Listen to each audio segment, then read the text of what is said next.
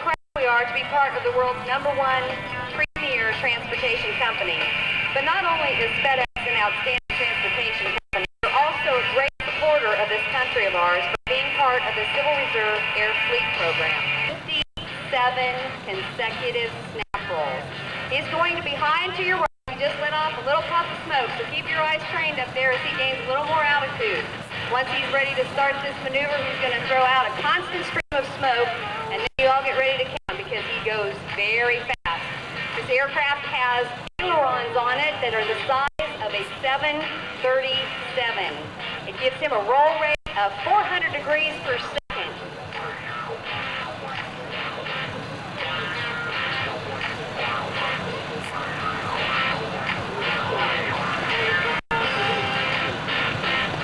Here goes the smoke, ladies and gentlemen. Get ready to count.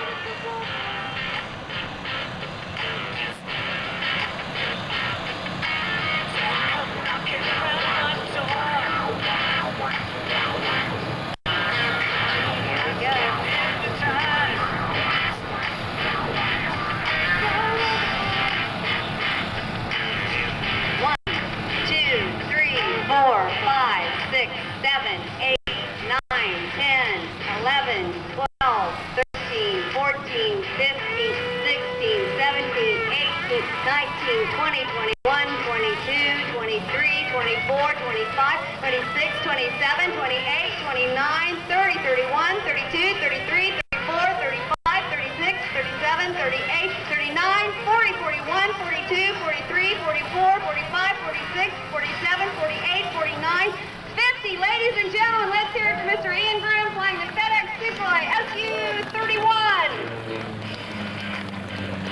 That was absolutely amazing. And just to prove that he still has his orientation, he pulls straight up and does a 4-point snap roll. Just imagine what that might feel like inside there, going around and around at that rate of speed.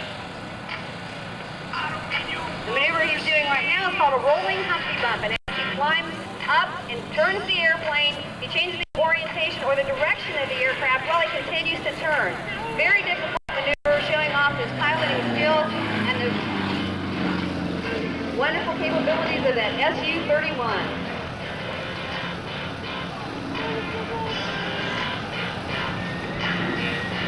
Now what he's doing is what's called an avalanche, which is big circle with one snap roll at the top, only he had in one for really good measure. Ian is truly an aviation fanatic. He took his first flight at the age of 9, and since that time he has flown over 40 types of aircraft, everything from an ultralight to the famous Concorde. But I'll tell you what, this airplane that you're watching him perform in today is absolutely, without a doubt, his very favorite. FedEx took their first flight in 1973, and now they have the second largest fleet in the world with 662 aircraft, including DC-10s and the 11 Airbuses, and the largest fleet in the world of 727. As you watch Ian fly down that flat line at that high rate of speed and then pull to the vertical, he's sustaining 10 Gs. For those of you who aren't familiar with what a G is, it's a gravity force. At 1 G, Ian is 190 pounds. At 10, he's 1,900 pounds in that seat, putting a lot of stress on both the machine and the man.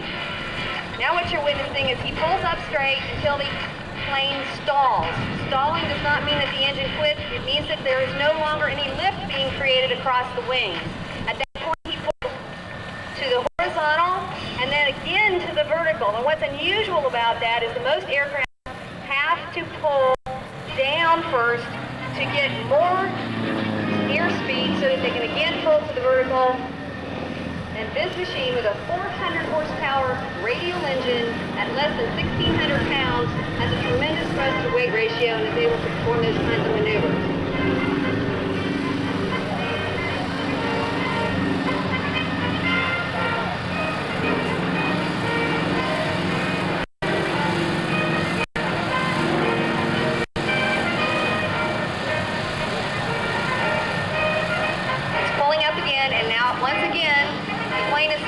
No lift, going nowhere fast. He pulls over and pushes. It's called a pendulum push, what you just witnessed there, and then he's sustaining negative G.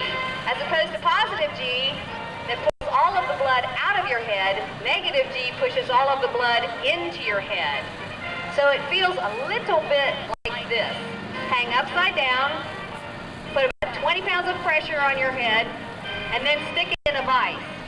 I was able to partake of this one time with a negative 3G maneuver, and I thought my eyes were going to bug out of my head. And this man, in the course of this routine, will sustain negative 7 Gs. It's incredibly painful.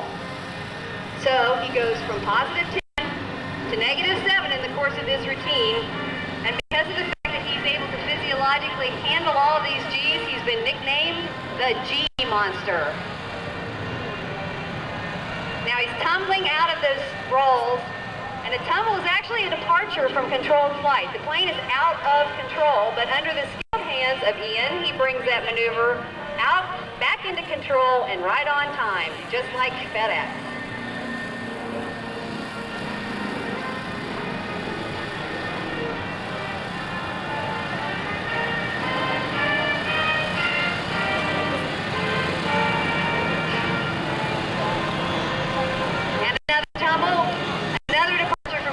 Flight.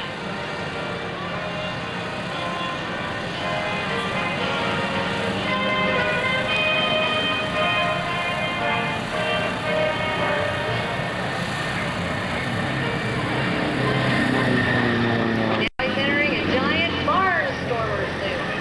One of the signatures of a good barnstormer's loop is a perfect round circle.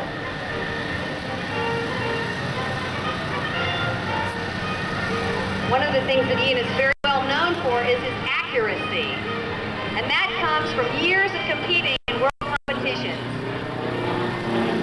As a result of his accuracy and his safety record, he's an ACE, which means he's an air show quality evaluator, so that he can decide whether these people that you get to watch at these air shows are safe and qualified to be flying. He's also a Navy test pilot evaluator, and as a result of the events of 9/11, has begun teaching agents on how to recover for being in unusual attitudes in the aircraft. And as you might notice, he knows a good bit about being in unusual attitudes.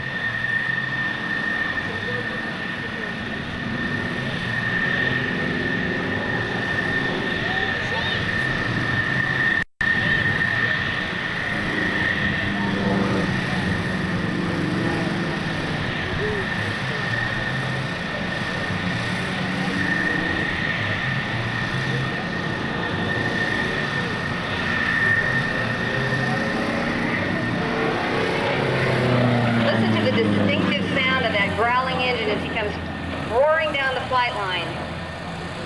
As I said before, it's a 400 horsepower radial engine, and it rotates, and the propeller rotates in the opposite direction of standard aerobatic aircraft.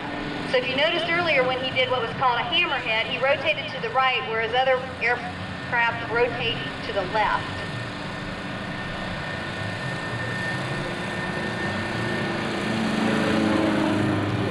Although it has a very distinctive sound, relative to a lot of the aircraft that you've heard today, it's fairly quiet. And that's very much in keeping with FedEx, who long before federal regulations required it, worked to develop what they call a hush kit for the 727s. They worked alongside with Pratt & Whitney in order to make them better neighbors for all of you and I who live anywhere near an airport.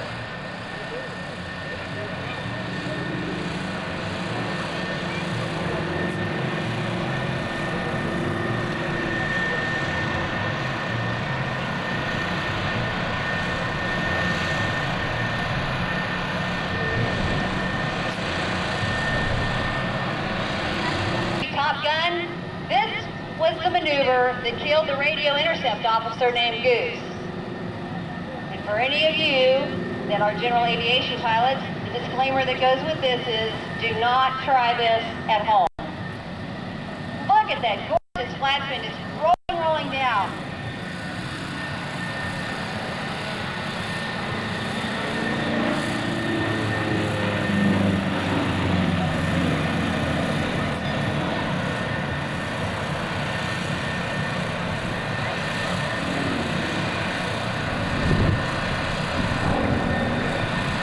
This aircraft was designed by Russian engineers for the sole purpose of winning air show aerobatic competitions. competitions, and it did that well. Last year in the World Championships, it came in first place in both the men's and in the women's competition.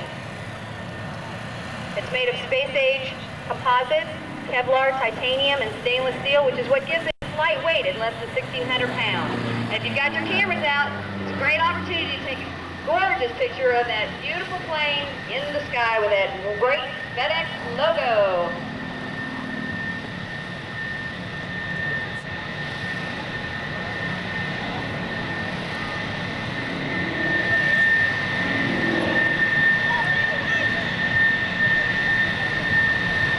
Becoming an airshow pilot, Groom was an investment banker on Wall Street. So you might say that he exchanged the ups and downs of Wall Street for the ups and downs of flying an airplane.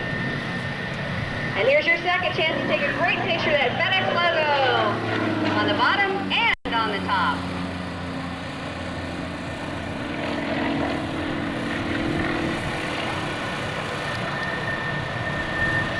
I'd like to take this opportunity to thank our air boss, Dirk Ayer, Deb Mitchell, and all the great folks who have worked so diligently all year long to put together this great air show for you. And be sure to thank all these wonderful military folks, not only for defending this great country that we live in, but for all their help this weekend and getting us all in here. They're here to help us have a great time, and please show them your appreciation.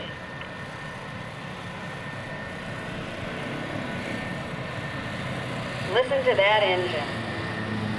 It's going about 350 miles an hour at that point. Pulling to the vertical, sustaining 10 Gs, snapping that plane like he does so well.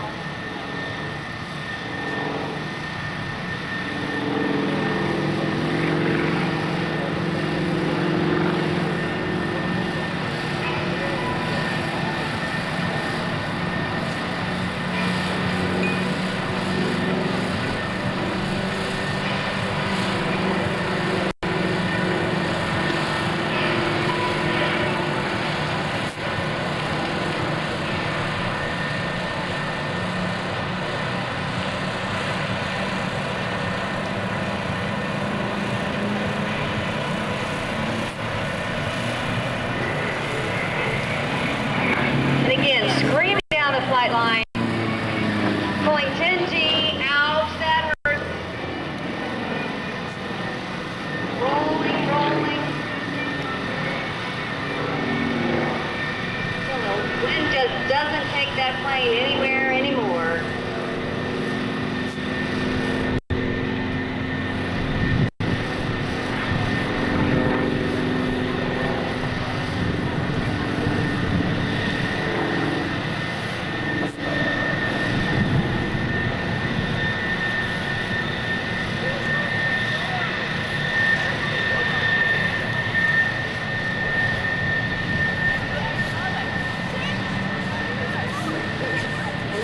Ladies and gentlemen, one last time.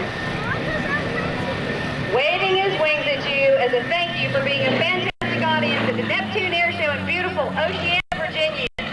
On behalf of Ian, who's from Florida, our crew chief, Richard Hamilton, also from Florida, and myself from the birthplace of aviation, Dayton, Ohio, thank you for your kind attention, and God bless America. Thank you, Annette. Yeah, Ian was living over in Boca Raton. He decided he wanted to live on the West Coast. I thought he was going to move to San Diego. No, he moved to Naples, the West Coast of Florida. Oh, all right. But I love watching him fly. He whips that airplane around like it's a toy. Hey, guess who's here? I love this man. This guy, I've seen him here, and seen him over at